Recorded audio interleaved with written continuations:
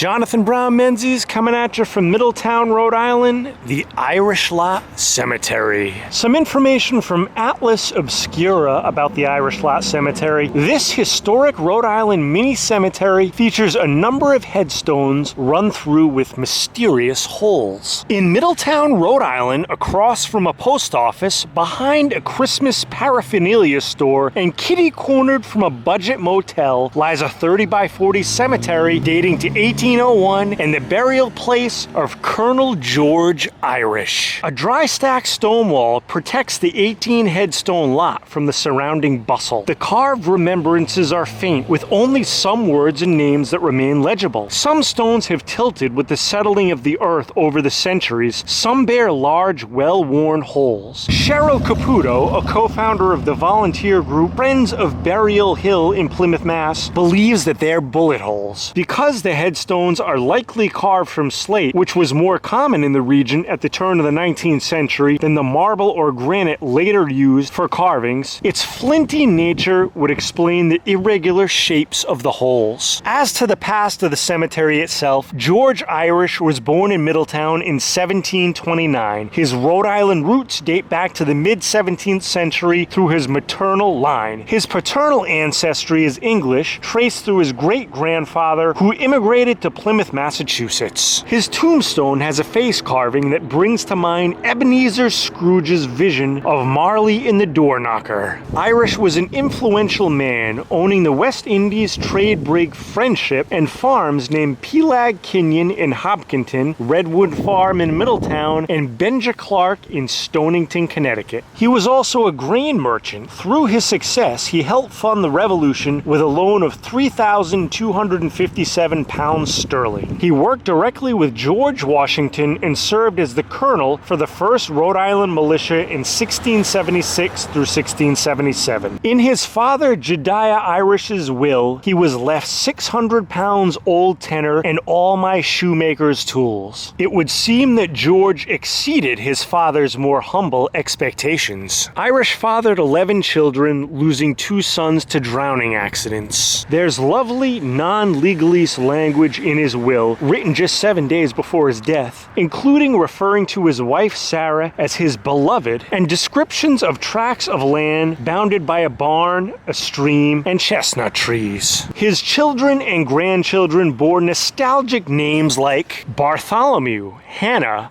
Martha, and Patience. There's also an aunt named Thankful in his family tree. He left great wealth in the form of land to most of his children, but curiously only $100 to his eldest child, Mary, to be paid 2 years after his death. Perhaps most unusual for the era, he granted freedom to his black man Jupiter and promised a home for him with whichever of his sons he chose to live with. Aquidneck Island, home to this pocket graveyard, has 181 registered cemeteries in Newport, Portsmouth, and the rest of Middletown, many of which are large and quite grand considering its Revolutionary War lineage and Gilded Age wealth. That this wee spot has survived in this commercial district is a testament to the respect Rhode Islanders have for their history and its model citizens. Flags and flowers are still brought to the graves. And guys, that information was from Atlas Obscura. If you want to discover more cool places you can check out, go to atlasobscura.com, the definitive guide to the world's hidden wonders. Beautiful spot here, guys, in Middletown, Rhode Island, and like it says, just behind a Christmas tree shop, you can see it through the woods there, and the Middletown, Rhode Island Post Office, West Marine,